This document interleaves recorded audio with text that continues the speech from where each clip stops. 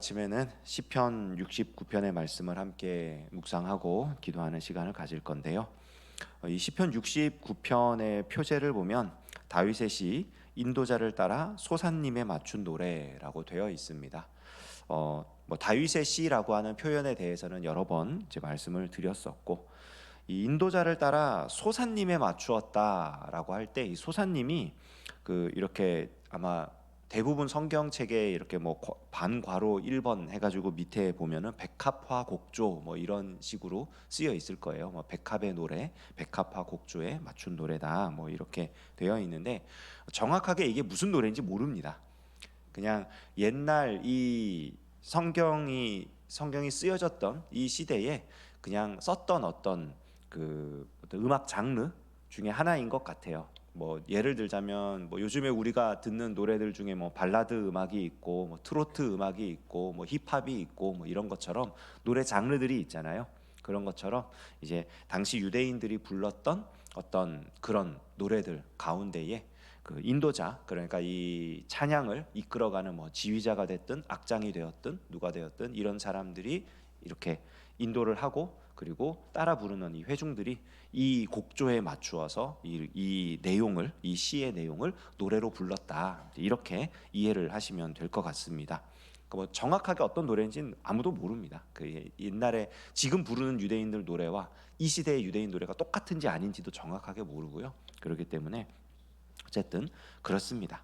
뭐 이런 노래를 알면 우리가 더 이 시편을 묵상하는데 훨씬 더 도움이 되겠지만, 이제 그런 곡조를 정확하게 알지 못하기 때문에 우리가 내용을 중심으로 해서 이 시편 말씀을 묵상할 수밖에 없지요.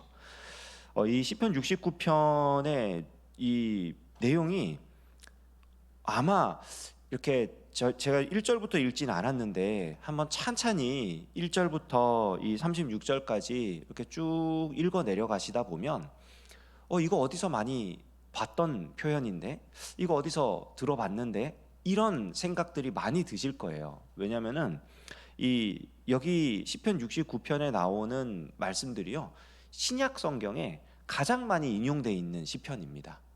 그러니까 예수님 스스로도 인용을 하셨고, 그리고 뭐 바울 사도도 인용을 했고요. 그러니까 이 신약 성경에 기록되어 있는 다윗이 말하기를 뭐 다윗의 시편에 이르기를 이러면서 인용되었던 내용 중에 상당히 많은 내용이 이 시편 69편에 들어가 있고요. 이 내용 전체를 보게 되면은 주된 내용은 그거예요. 하나님의 백성인 내가 너무 고통스럽고 힘든 현실을 살고 있다는 겁니다. 나를 괴롭히고 대적하는 자들이 감당 못할 그런 괴로움을 선사하고 있고, 그 괴로움에서 하나님께서 구원해 주셔야만 한다는, 하나님의 구원을 사모하는 그런 내용으로 되어 있는데요. 이게 크게 세 부분으로 나눌 수가 있어요. 1절부터 21절까지를 보게 되면 이제 고통에서 구해 달라는 그런 간청의 내용. 그러니까 이 시인이 어마어마하게 지금 힘든 고통을 겪고 있습니다, 이런 내용들이고, 22절에서 28절은 이런 고통을 유발한, 이 고통을 주는 이런 대적들에 대한 저주의 내용이 담겨 있습니다. 하나님 그들을 심판해 주십시오 라는 내용이죠. 그리고 29절부터 36절까지 우리가 읽었던 부분인데, 이게 하나님의 구원에 대해서 감사하며 하나님의 나라에 대한 소망을 이제 찬양하는 그런 내용입니다. 그러니까 전체적인 내용은 이렇게 세 부분으로 보시면 되는데, 참 신기한 게 뭐냐면 이 시가 다윗의 시라고 되어 있잖아요. 그런데 다윗이 겪었던 이 고통들, 이 힘들고 어려운 상황들, 이것들, 그리고 이 다윗이 부르짖었던 그런 대적들에 대한 어떤 저주와 심판에 대한 이런 내용들이 정말 신기하게 이 예수님이 이 다윗이 겪었던 것과 같은 내용을 겪기도 하고, 그리고 예수님이 이 다윗의 이 고백을 인용하기도 하고 하면서 마치 다윗의 삶 자체가 이 메시아이신 예수 그리스도의 어떤 그런 삶을 예표하는 듯한, 그러니까 그리스도의 그런 미래의 모습을 보여주는 듯한 이제 그런 말씀으로 구성이 돼 있어요. 그래서 뭐 이거를 좀 어려운 표현을 쓰면 뭐 상징적 사실주의 뭐 이런 표현을 쓰는데, 뭐냐면 이제 다윗의 개인의 삶이 메시아 예수 그리스도를 상징해내는 그런 이제 그의 현실이 이제 나중에 올 메시아를 예표해냈던 그런 이제 내용들로 우리가 볼 수 있는데, 그 여기 나와 있는 이 기록된 내용과 그리고 또 이제 신약에서 그럼 이것이 어떻게 인용되었는가 하는 부분을 전체적으로 살펴보고, 우리가 이 마지막에 그럼 우리가 이 말씀을 붙들고 어떻게 기도하고 살아가는 것이 가장 유익한 것일지 생각을 해보려고 합니다. 먼저 고통스러운 현실에 대해서 기록된 내용들 중에요, 4절에 이런 말씀이 있습니다. 까닭 없이 나를 미워하는 자가 나의 머리털보다 많고 부당하게 나의 원수가 되어 나를 끊으려 하는 자가 강하였으니 내가 빼앗지 아니한 것도 물어주게 되었나이다. 그러니까 4절에 까닭 없이 나를 미워한다, 이런 표현이 나오잖아요. 요한복음 15장 25절을 보면 예수님이 이렇게 말씀하십니다. 그러나 이는 그들의 율법에 기록된 바 그들이 이유 없이 나를 미워하였다 한 말을 응하게 하려 함이라. 예수님이 이 말씀을 그대로 인용을 하시는 거예요. 여기 나와 있는 표현을 그대로 인용을 하셔가지고 까닭 없이 이유 없이 나를 미워했다라는 표현을 쓰시죠. 또 8절에도 보면 내가 나의 형제에게는 객이 되고 나의 어머니의 자녀에게는 낯선 사람이 되었나이다. 이게 이제 가족들로부터 벌써 이렇게 뭔가 가족들도 거부를 하는 거죠. 이 사람이 지금 처한 현실이 너무 힘들고 어려우니까 아이고 우리 가족이지만 같이 못 있겠다, 너 때문에 우리까지 힘들어진다, 이러면서 이제 그 흔히 말하는 족보에서 파는 그런 일이 일어난 거예요. 마가복음 3장 21절을 보면 예수님을 찾아온 가족들에 대해 이렇게 기록을 합니다. 예수의 친족들이 듣고 그를 붙들러 나오니 이는 그가 미쳤다 함일러라. 그러니까 예수님의 가족들, 예수님의 친족들인데 예수님에 대해서 미친 사람이다, 그러니까 우리 아들 아니고 우리 조카 아니고 그가 미쳐서 그렇다, 이런 식으로 했다는 거죠. 9절에도 보면은 주의 집을 위하는 열성이 나를 삼키고 주를 비방하는 비방이 내게 미쳤나이다, 이런 말씀이 있는데, 요한복음 2장 17절에는 제자들이 성경 말씀에 주의 전을 사모하는 열심이 나를 삼키리라 한 것을 기억하더라. 그러니까 예수님이 성전을 정결케 하시는 그 사건을 보고 제자들이 기억해낸 거예요. 이 말씀을, 주의 전을 사모하는 열심이 삼켰구나, 예수님이 정말 그런 마음으로 움직이신 것을 제자들이 확인을 한 거죠. 또 로마서 15장 3절에는요 그리스도께서도 자기를 기쁘게 하지 아니하셨나니 기록된 바 주를 비방하는 자들의 비방이 내게 미쳤나이다 함과 같으니라. 예수님의 그런 삶에 대해서 바울 사도가 이렇게 해석을 하는데, 이 시편 69편 9절에 나오는 이 말씀을 인용을 해서 해석을 하고 있는 거죠. 21절 그들이 쓸개를 나의 음식물로 주며 목마를 때에는 초를 마시게 하였사오니, 마태복음 27장 34절 쓸개 탄 포도주를 예수께 주어 마시게 하려 하였더니 예수께서 맛보시고 마시고자 하지 아니하시더라. 그러니까 지금 이 다윗이 겪고 있는 이 고통과 이 어려움, 정말 힘든 이러한 삶의 내용들이 예수님께 다 적용이 되고 있는 거예요. 그러니까 이 다윗의 삶이 메시아로서 오신 예수님의 그런 삶을 예표하는 걸로 작용을 하고 있는 거죠. 그럼 심판에 대해서는요, 대적을 향해서 다윗이 이렇게 기도를 합니다. 22절 그들의 밥상이 올무가 되게 하시며 그들의 평안이 덫이 되게 하소서라고 하는데요, 로마서 11장 9절에 바울이 이렇게 말합니다. 또 다윗이 이르되 그들의 밥상이 올무와 덫과 거치는 것과 보응이 되게 하시옵고. 그러니까 바울이 그대로 인용을 하고 있는 거죠.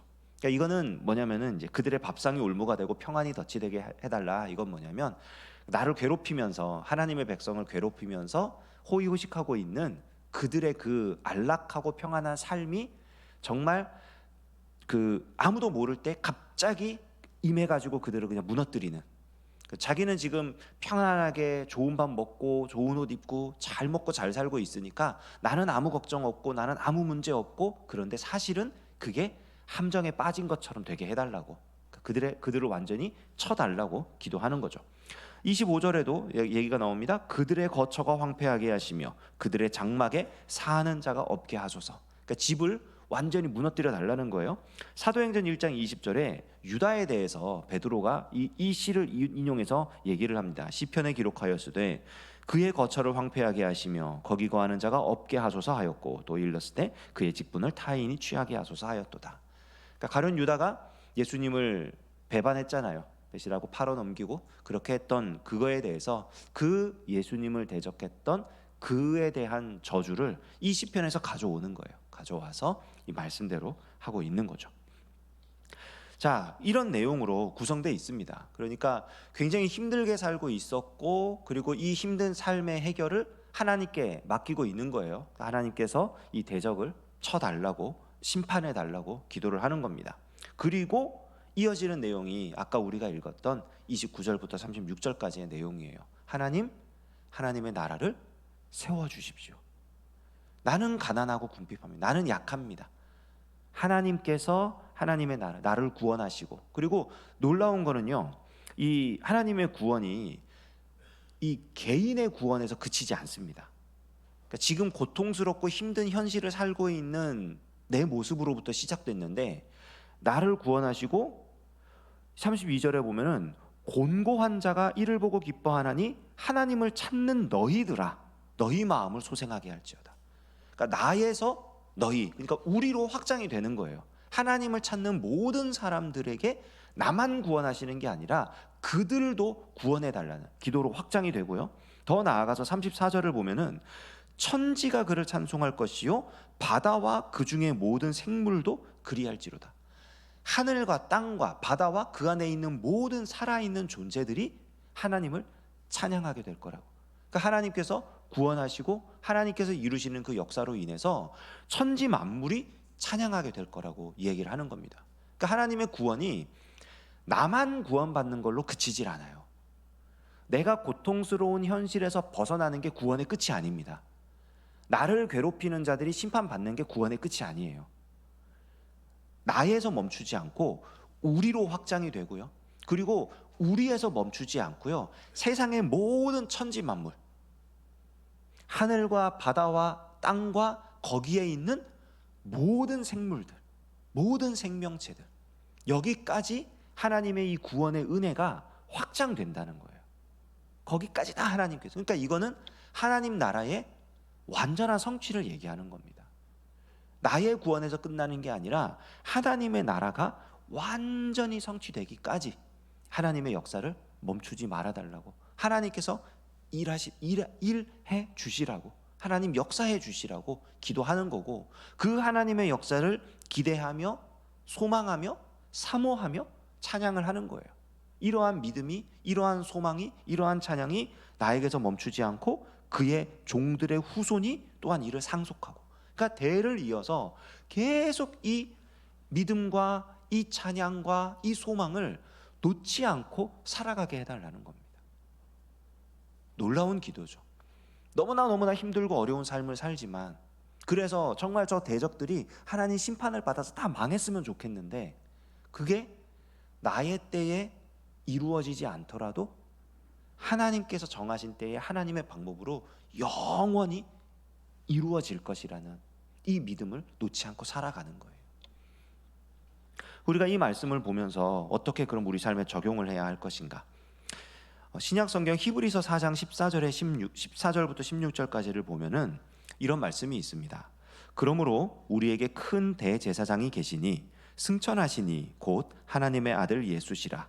우리가 믿는 도리를 굳게 잡을지어다.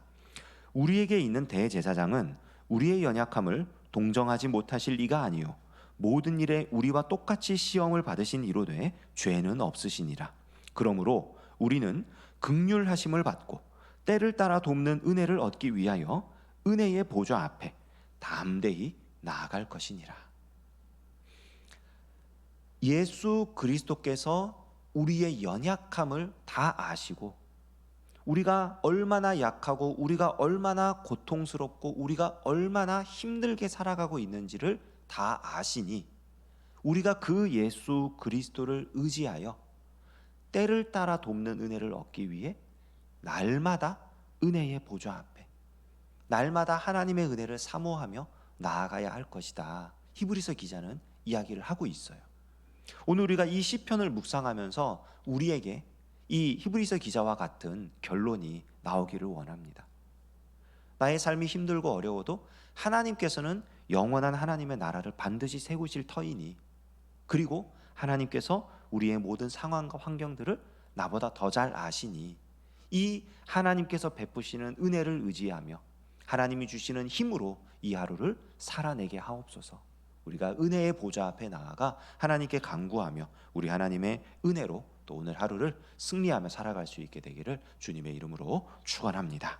기도하겠습니다. 하나님 아버지, 주님의 은혜와 사랑으로 오늘 아침에도 우리를 잠에서 깨워주시고 기도와 말씀으로 하루를 시작하게 하시니 감사드립니다. 우리가 하나님께서 주시는 은혜로 이 하루를 살아낼 수 있음을 고백하오니 주여, 우리를 불쌍히 여기시고 우리의 연약함과 우리의 부족함을 다 아시는 주님께서 우리를 붙드시고 함께 하시며 승리케 하시는 귀한 하루를 살게 하여 주시옵소서. 우리에게 날마다 은혜를 베풀어 주시는 예수 그리스도의 이름으로 기도합니다. 아멘.